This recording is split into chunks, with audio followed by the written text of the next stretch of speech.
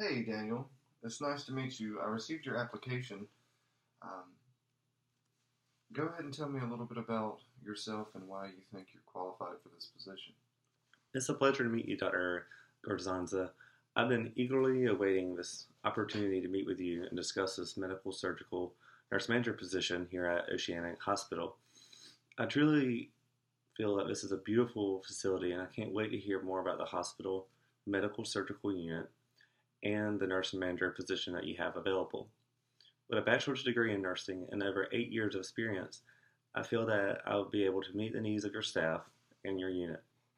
I'm currently the manager of 3 high volume, high acuity clinics at Duke University Medical Center, and I'm directly responsible for over 60 FTEs.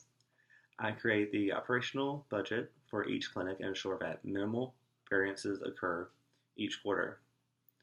I am a creative problem solver that goes above and beyond to ensure that the needs of my staff and patients are met. And I believe that having a strong, diverse, interdisciplinary team is the foundation of a strong organization. If I was able to obtain this position, it would be my goal to ensure that my leadership style does nothing but adds to the amazing organization that you already have in place here.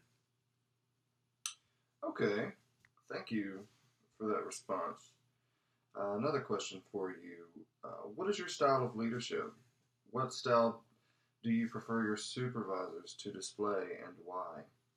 I would have to say that I'm a democratic leader. I'm very diplomatic, um, a very diplomatic leader that often enlists the help of the nursing staff to support the development of the unit-based policies and procedures. I feel that input from the staff is absolutely vital to the success and implementation of policies and standardizations. As a diplomatic leader, if a nursing staff is not in agreement with my views, then I perform a little mini assessment to ensure that my thoughts and ideas are congruent with the initiatives of the organization and that they are in the best interest of the staff. I then explain my rationale to the staff um, to seek resolution. If resolution cannot be made between myself and the staff, then I have the medical directors weigh in and give vital input. The ultimate decision will be in the best interest of the patient and the organization as a whole, but all input will be taken into consideration. I place a lot of trust in the nursing staff. I believe that teamwork makes the best environment. With that being said, every team needs a strong diplomatic leader that is willing to act as an advocate for them and take charge in situations when directions are needed. This is why I prefer for supervisory staff to display the same type of leadership that I have of my own. I believe that this leadership style fosters positive communication and prevents barriers from arising. I do believe that there are times when supervisors need to act in an autocratic manner, such as emergent situations. In these situations, an experienced leader may need to articulate orders and set expectations quickly without any input in order to ensure patient safety. Okay, thank you for that. Describe the core values that are most important to you and why. I'm actually glad that you asked me this question, Dr. Gonzaza. When I found that this position was available, I immediately began to research the mission, the values, and the goals of Oceanic.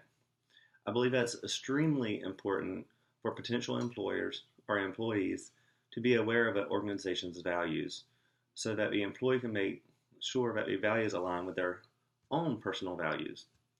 My personal values aligns perfectly with those of Oceanics. I believe that influence and recognition are 2 core values that nurses should live by daily. As nurses, we influence the lives of our patients that we work with on a daily basis.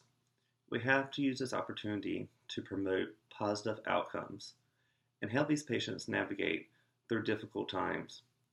Recognition is extremely important as well. Without recognition, then morale will be low and negative consequences are sure to follow.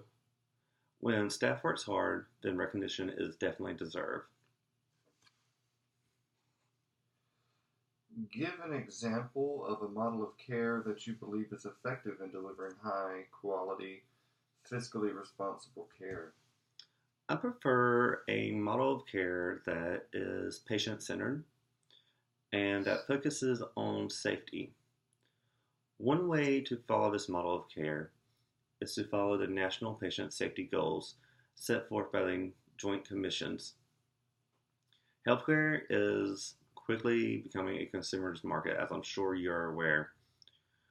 By this approach and practicing by TJC standards, um, it positively impacts the economic stability of an organization. Following TJC standards will help ensure policy compliance and competency of staff members throughout the organization.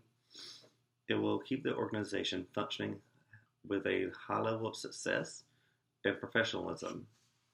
It also helps to ensure that our organization meets the requirements set forth by Medicare and Medicaid for reimbursement. I recall that Medicaid and Medicare is one of your largest payers for this patient population in the area.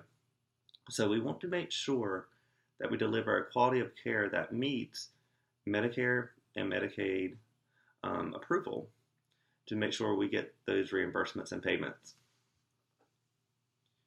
In addition to patient-centered care, by following the Joint Commission standards, I believe that Six Sigma, the MAYAT model for process improvements, is a great model to implement for delivery of high-quality, fiscally responsible care. Performing PI projects is essential in identifying issues within an organization and for developing a solution. One example is at my current facility, we use the DMAIA project for patient identifiers. We actually did a little survey. We found out that nurses were not using double identifiers. We came up with a model to implement on how to successfully use double identifiers with each patient encounter. And then we evaluated a response, and we found that by making a few changes, we actually increased the patient responses with safety with double identifiers. So that was a huge performance improvement project using the DMAIA model, and has greatly helped our clinic with safety. Okay, that's wonderful. List 3 skills that you feel are most important for your managers to use when leading an interdisciplinary team. To what extent do you possess these skills? Okay, I believe that in order to manage and lead a strong interdisciplinary team, a leader must embody good communication skills, be flexible, and be a good motivator. Being able to effectively communicate with your staff is critical. Miscommunication can lead to severe consequences. Therefore, a manager must have the ability to deliver a message effectively to prevent any miscommunications. Flexibility is also an important characteristic for a manager to have. In the very labile field that we're in, a manager must be able to be very flexible. At a drop of a dime, a schedule that you worked on diligently can change instantly. One primary example of this is at my current job. The team leads of each clinic submitted their quarterly schedule to me for final approval. No sooner had they submitted the schedules, I had one staff nurse go out on FMLA for 2 months. I had a CMA resign immediately due to unforeseen family issues, and I had 2 open nursing positions that just got approval that were added due to our clinic growth. Needless to say, this immediate staffing change required a lot of flexibility with schedules and staffing. This particular incident required a lot of creative thinking as well. The teams really pulled together, and we managed just fine. When we reached the end of this difficult period, I actually took the whole staff out for a bowling team building event, and it was great. It's something that staff really deserve for all their hard work. Lastly, I believe that being a motivator is essential for any management position. Motivation is what drives the team and enhances patient care. Being a positive motivator builds a positive work environment, which will lead to better patient outcomes and experiences. A motivated team is a strong team. My tenure in Duke leadership, or leadership at Duke, has helped me sharpen all three of these skills. Another example that comes to mind of how I display these skills is in my neurology clinic. When I came aboard, the clinic was a Tier 3 clinic.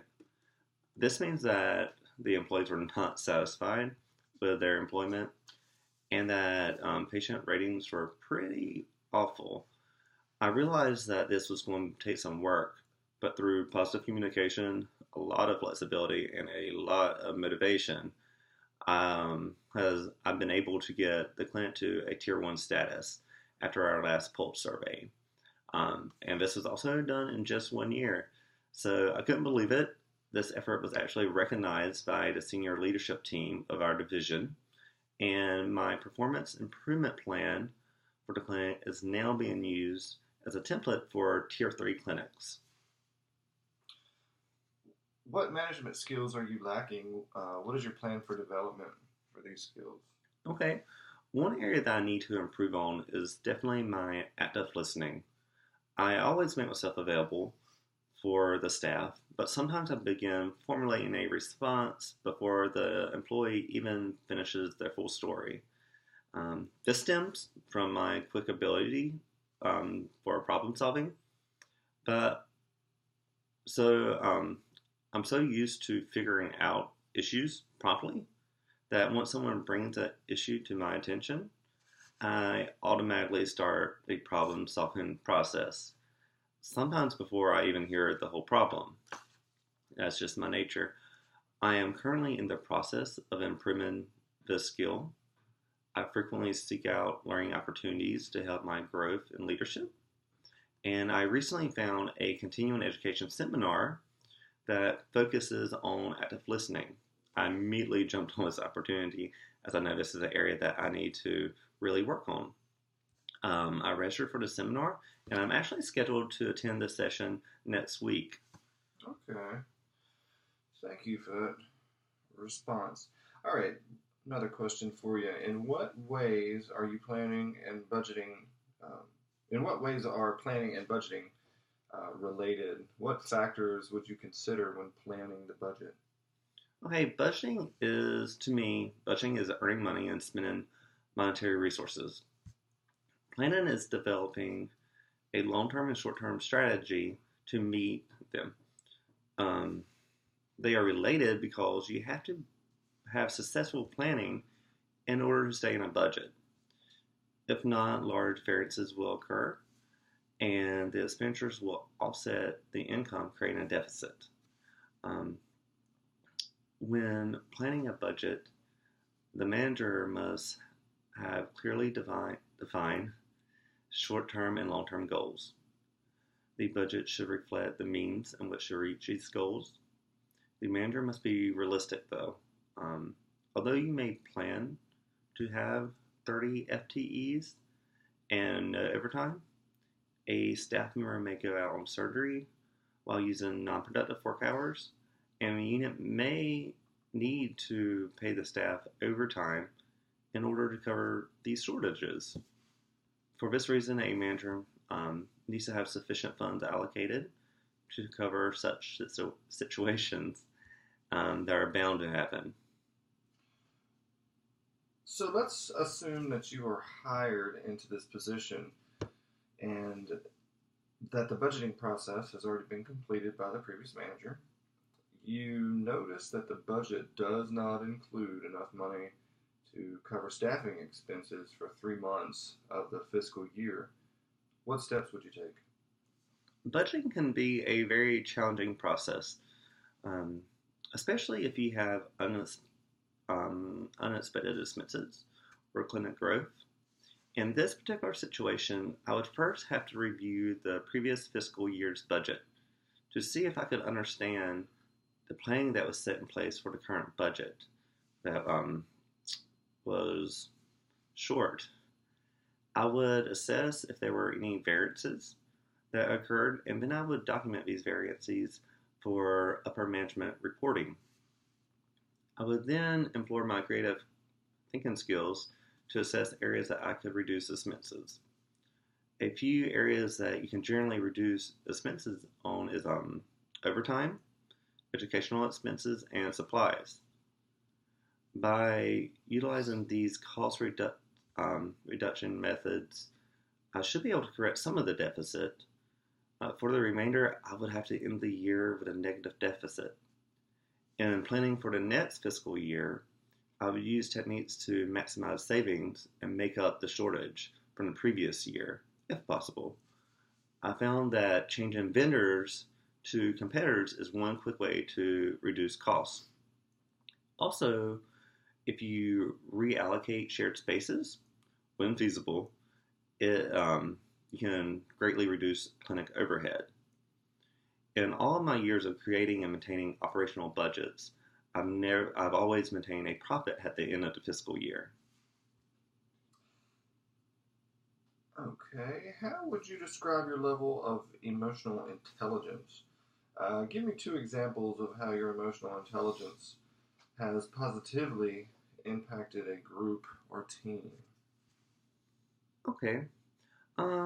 Thinking back, my years of experience, I have to say, first of all, to answer your question, I am very aware of my emotional intelligence. And I would say that it's pretty neutral. One example is when I had a conflict between 2 of my staff nurses. This was in the neurosurgery department when I first came on board. I had to listen to both sides of the conflict and help these nurses achieve a resolution, which I did not think was going to happen. When a situation like this occurs, it is sometimes difficult not to have a biased opinion. I'm able to be aware of this and that this possibility exists. I'm also able to prevent unbiased actions from occurring. Another example that comes to mind is actually in my spine and pain clinic. I had an irate physician yell at me for his patient volumes decreasing. He was worried that this was affecting his income and profitability, and he just came to my office, busting down my door, just yelling at me. And I was totally caught off guard. But I was actually able to maintain professionalism and review the trends in his schedule. After reviewing these trends, it indicated that the physician was seeing more new patients than return patients. When a physician sees a new patient, it actually blocks more hours out of his schedule, therefore decreasing patient volumes. A new patient generally takes about 45 minutes to work up and report on, where a return patient takes about 20 minutes. I was able to point out that his new patient visits have a higher reimbursement, though, and that he has been very profitable for the first quarter of the fiscal year. By the end of the day, the angry physician had a much different attitude. I felt pretty relieved and proud for maintaining my professionalism despite being verbally attacked by a very unprofessional physician. Okay, thank you for that. One more question for you. Is there anything else you feel would be important for me to know about your qualifications to lead and manage the med-surg units? Yeah, so during my tenure at Duke University Medical Center, I've had the opportunity of working at various levels of leadership. This opportunity has allowed me to transform my leadership skills into a management style that is unique to an organization. I employ an array of diverse management practices that actually inspires employees to live the values of an organization.